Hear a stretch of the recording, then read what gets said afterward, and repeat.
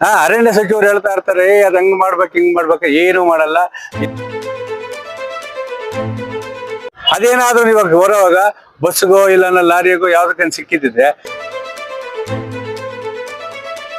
ಕಾಲ್ ಮಾಡಿದ ತಕ್ಷಣ ಬಂದ್ವಿ, ರಕ್ಷಣೆ ಮಾಡ್ಕೊಂಡು ಹೋದ್ರು ಕುಂಬಳಕಾಯಿ ಫಾರೆಸ್ಟ್ ನಲ್ಲಿ ಬಿಟ್ಬಿಡ್ತೀವಿ.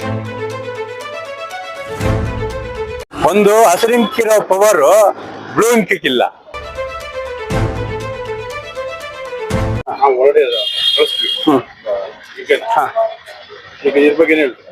ಏನಿಲ್ಲ, ಅದು ಪಕ್ಕದಲ್ಲಿ ಕಾಡಿರೋ ಕಾರಣಕ್ಕಾಗಿ ದಾರಿ ನೈಟ್ ಎತ್ತೋ ಬಂದೈತೆ. ಅದೇ ಕಾಲ್ ಮಾಡಿದ್ರು, ಕಾಲ್ ಮಾಡಿದ ತಕ್ಷಣ ಬಂದ್ವಿ, ರಕ್ಷಣೆ ಮಾಡ್ಕೊಂಡು ಹೋದ್ರು ಕುಂಬಳಕಾಯಿ ಫಾರೆಸ್ಟ್ ನಲ್ಲಿ ಬಿಟ್ಬಿಡ್ತೀವಿ. ಬಿಡ್ತೀವಿ, ಬಿಡೋದು ವಿಡಿಯೋ ಮಾಡ್ಕೊಂಡಿರ್ತೀವಿ. ಸರ್, ಇದು ಬೆಳಗ್ಗೆ ನಾರ್ಮಲ್ ಆಗಿ ನಮ್ಮ ಮನೆ ಹತ್ರ ನಾಯಿಗಳು ಜಾಸ್ತಿ ಇತ್ತು. ಆ ಕಡೆ ರಾಜ್ ಕಾಲುವೆಯಲ್ಲಿ ಏನಾಗಿದೆ, ಗಿಡ ಕಸ ಎಲ್ಲ ತುಂಬಾ ಬೆಳ್ಕೊಂಡ್ಬಿಟ್ಟಿತ್ತು. ನಾಯಿಗಳು ಜಾಸ್ತಿ ಬೊಗಳ್ತಾ ಇತ್ತು. ಏನ್ ಈ ತರ ಬೊಗಳ್ತಾ ಇದೆ ಓಡ್ಸೋರ ಅಂತ ಹೋದ್ರೆ ಅಲ್ಲಿ ನೋಡಿದ್ರೆ ನಾಯಿಗಳಲ್ಲ ಅಂತ ಬತ್ ನೋಡಿದ್ರೆ ಇದು ಮಚ್ಚೆ ಎಲ್ಲ ಡಾಟ್ಸ್ ಇತ್ತು. ನಂಗೆ ನೋಡಿ ಏನಿದು ಜಿಂಕೆ ತರ ಇದೆ ಅಂತ ಒಂದು ಅನುಮಾನ ಬಂತು. ಮತ್ತೆ ಹತ್ರ ಹೋಗಿ ಫೋಟೋ ಎಲ್ಲ ಇಟ್ಕೊಂಡು ನೋಡಿದ್ರೆ ಜಿಂಕೆನೇ ಇತ್ತು. ಮತ್ತೆ ಸಡನ್ ಆಗಿ ಎಲ್ಲಿಂದ ಬಂತೇನು ಅಂತ ಗೊತ್ತಾಗಿಲ್ಲ.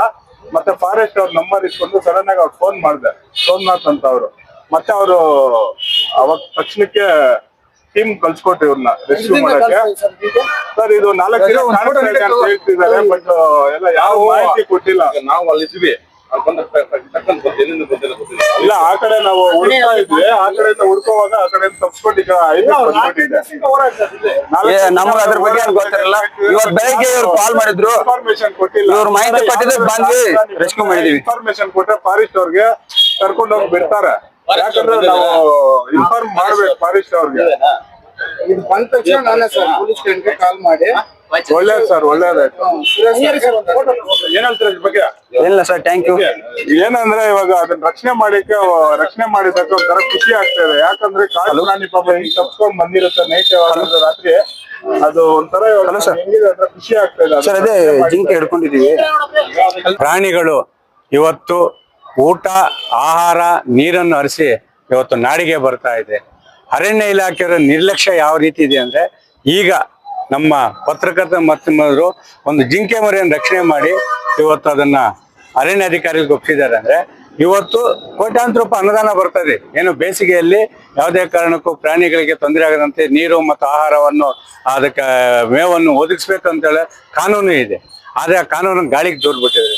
ಇವತ್ತು ಮಾನವನ ಒಂದು ದುರಾಸೆ, ರಿಯಲ್ ಎಸ್ಟೇಟ್ ಉದ್ಯಮಿಗಳ ಅಟ್ಟಹಾಸ ಮತ್ತೆ ಈ ಭೂದಾಹಕ್ಕೆ ಅರಣ್ಯ ಸಂಪೂರ್ಣವಾಗಿ ಒತ್ತುವರಿ ಆಗ್ತಾ ಇರೋದ್ರಿಂದ ಆ ಅರಣ್ಯಲ್ಲಿ ಇರಬೇಕಾಗದಂತ ಕಾಡು ಪ್ರಾಣಿಗಳು ಇವತ್ತು ಅಲ್ಲಿ ವಾಸ ಸ್ಥಳಕ್ಕೆ ಇಲ್ಲದಂತೆ ಅದು ಕೆಲವು ಕಡೆ ಕಲ್ಲುಗಣಿಗಾರಿಕೆ ನಡೀತಾ ಇದೆ.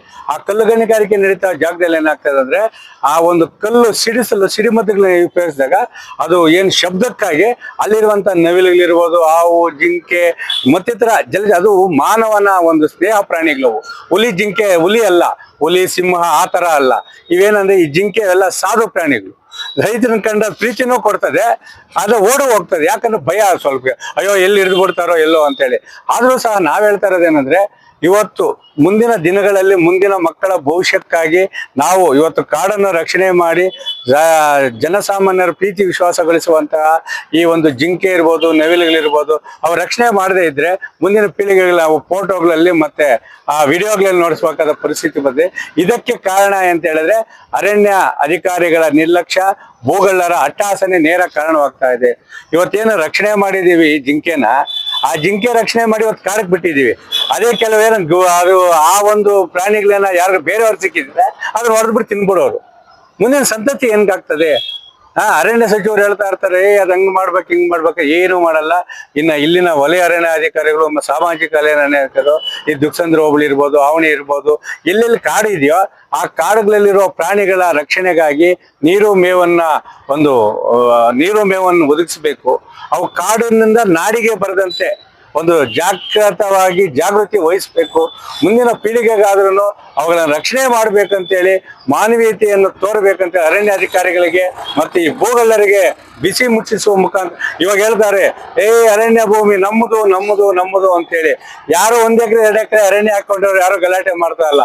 10 ಎಕರೆ 20 ಎಕರೆ 30 ಎಕರೆ ಗಲಾಟೆ ಮಾಡೋದು. ಅವರ ಭೂದ ಹಾಕಿ ಹೊತ್ತು ಕಾಡಿನಲ್ಲಿರುವ ಪ್ರಾಣಿಗಳು ನಾಡಿಗೆ ಬರ್ತಾ ಇದೆ. ಕಾಡು ಪ್ರಾಣಿಗಳನ್ನ ರಕ್ಷಣೆ ಮಾಡೋಣ, ಅರಣ್ಯವನ್ನು ಉಳಿಸೋಣ, ಮಾನವೀಯತೆ ಮರೆಯೋಣ ಅಂತೇಳಿ ಒಂದು ಸಂದೇಶವನ್ನು ಕೊಡ್ತಾ ಇದೆ. ಇವತ್ತು ಈಗ ನೋಡಿದ್ರೆ ಈಗ ಹೊರದಲ್ಲಿ ಪ್ರವಾಸ ಮಂದಿರದಲ್ಲಿ ಅದೇ ಹೇಳ್ತಾ ಇರೋದು, ಈಗ ಕಾಡಲ್ಲಿ ಇರ್ಬೇಕಂತ ಪ್ರಾಣಿ ಇವತ್ತು ನಾಡಿಗೆ ಯಾಕೆ ಬಂದಿದೆ ಅಂದ್ರೆ ನೀರು ಊಟಕ್ಕೋಸ್ಕರ ಬರ್ತಾ ಇದೆ ಅಷ್ಟೇ, ಅದೇನ್ ಬೆದರಿಕೆ ಇಲ್ಲಾಂದ್ರೆ ಈ ಶಬ್ದಕ್ಕೋಸ್ಕರ ಬರ್ತಾ ಇದೆ. ಆದ್ರೆ ಇವತ್ತು ಜನನಿ ಅಂದ್ರೆ 2 ಜನ ಓಡಾಡೋ ಜಾಗ, ಈ ಒಂದು ಐಬಿಗೆ ಬರ್ಬೇಕು, ಪ್ರವಾಸಿ ಮಂದಿರಕ್ಕೆ ಬರ್ಬೇಕಾದ್ರೆ ಸುತ್ತೂ ಇದೆ, ಈ ಕಡೆ ವಾಹನಗಳು ಓಡಾಡ್ತವೆ, ಇಲ್ಲಿ ನೋಡೋ ವಾಹನ ಈ ಕಡೆ ಮನೆಗಳಿದೆ, ಅದ್ರಲ್ಲೆಲ್ಲ ಬಂದು ಇಲ್ಲಿ ಸೇರ್ಕೊಂಡಿದೆ ಅಂದ್ರೆ ಅದಕ್ಕೆ ಎಷ್ಟು ಭಯ ಇರ್ಬೇಕು? ಅಲ್ಲ ನೀರ್ಗಾನ ಬಂದಿರ್ಬೇಕು, ಇಲ್ಲ ಮೇವ್ಗಾನ ಬಂದಿರ್ಬೇಕು, ಅಂದ್ರೆ ಮಾನವೀಯತೆ ಎಲ್ಲೋ ನಾವು ಮರೀತಾ ಇದೀವಿ ಅನ್ನೋ ಒಂದು ಇದಿದೆ. ಅದೇ ಹೇಳ್ತಾ ಇರೋದು, ಈಗ ನಿಮ್ಮ ಒಂದು ಸಾರ್ವಜನಿಕರಿಗೆ ಪತ್ರಕರ್ತರಿಗಿರುವ ಕಾಳಜಿ ಅರಣ್ಯ ಅಧಿಕಾರಿಗಳಿಗಿಲ್ಲ. ಅದೇನಾದ್ರೂ ಇವಾಗ ಹೊರವಾಗ ಬಸ್ಗೋ ಇಲ್ಲ ಲಾರಿಗೋ ಯಾವ್ದಕ್ಕಂತ ಸಿಕ್ಕಿದ್ರೆ ಅದೇನ ಕೈಯ ಕಾಲ ಮುಳ್ಕೊಂಡು ಅದ್ರ ರಕ್ಷಣೆ ಮಾಡೋರು ಯಾರು? ಈಗ ನೋಡ್ತಾ ಇದ್ದೀವಿ ರೋಡ್ ಸೈಡ್ ಹೊಲ ಹೋದ್ರೆ ಎಲ್ಲ ಫೆನ್ಸಿಂಗ್ಸ್, ಎಕರೆ ಫೆನ್ಸಿಂಗ್ಸ್. ನಾನು ಅದಕ್ಕೆ ಹೇಳಿದೆ, ಮೊದಲು ಕುಡುಮಲೆ ಬೆಟ್ಟದಿಂದ ಮೂಗಲ್ ಬೆಟ್ಟದಿಂದ ಆವಣಿ ಸಮುದ್ರ ಓಡಾಡ್ಕೊಂಡಿದ್ವಿ. ನಾನು ಅದನ್ನೇ ಹೇಳ್ತಾ ಇದ್ದೀನಿ, ಮನುಷ್ಯನ ದುರಾಸೆ ಹೆಚ್ಚಾಗ್ತಾ ಇದೆ, ಭೂಮಿ ತಾಯಿಯ ಮೇಲೆ ತನ್ನ ಅಟ್ಟಹಾಸೆ ಹೆಚ್ಚು ಮಾಡ್ಕೊಂತಾ ಇದ್ದಾನೆ. ಮುಂದಿನ ಪೀಳಿಗೆಗೆ ಅಂಗೈಗಳು ಕೂಡ ಇಲ್ಲ. ಅದನ್ನು ಉಳಿಸಬೇಕಾದ ಕಂದಾಯ ಅಧಿಕಾರಿಗಳು ಸರ್ಕಾರಿ ಒಂದು ಭೂಮಿಗಳಿಗೆ ಭೂಗಳ್ರು ನಾಮಫಲಕ ಆಗ್ತಾ ಇದ್ರು ಇವ್ರು ಕೊಂಡು ಮುಚ್ಕೊಂಡು ಕೈ ಕಟ್ಕೊಂಡಿದ್ದಾರೆ. ಯಾಕಂತೂ ಗೊತ್ತಾಗ್ತಾ ಇಲ್ಲ.